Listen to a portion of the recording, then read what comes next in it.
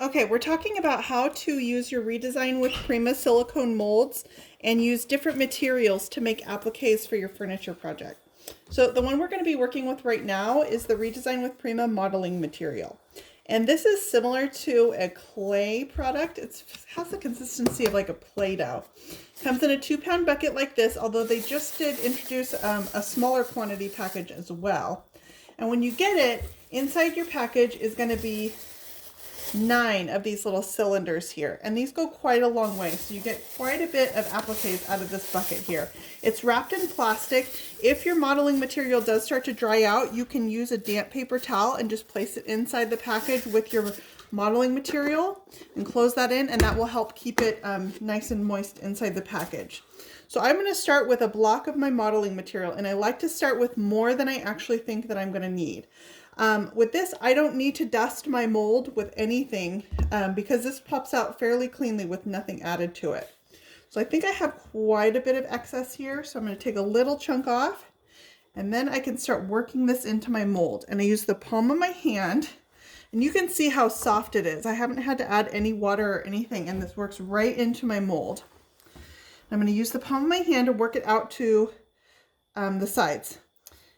The reason that I like to start with more than I think I'm going to need is because if you keep adding small bits to this, you're introducing vulnerabilities to your mold. Those are all going to be places where it will crack as it starts to dry.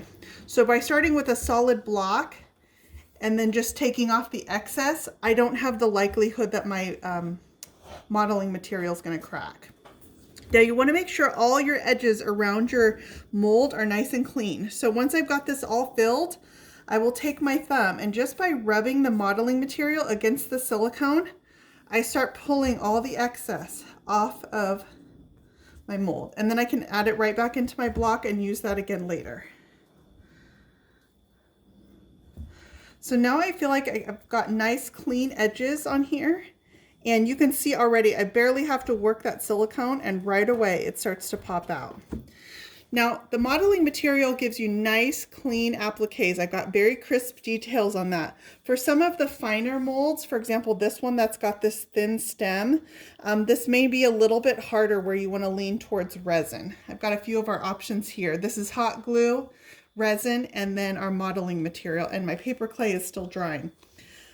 So the modeling material will experience some shrinkage and some cracking. To minimize that, you can let it dry inside your mold, and then if you pop it out. Now, while it's still wet, it is flexible, so I can put it on a curved surface now if I like. So it does have that flexibility, but it does give you nice, clean, crisp details. I will post pictures in a blog post of all of these once they're dry too, so that you can see how this looks once it's dry as well.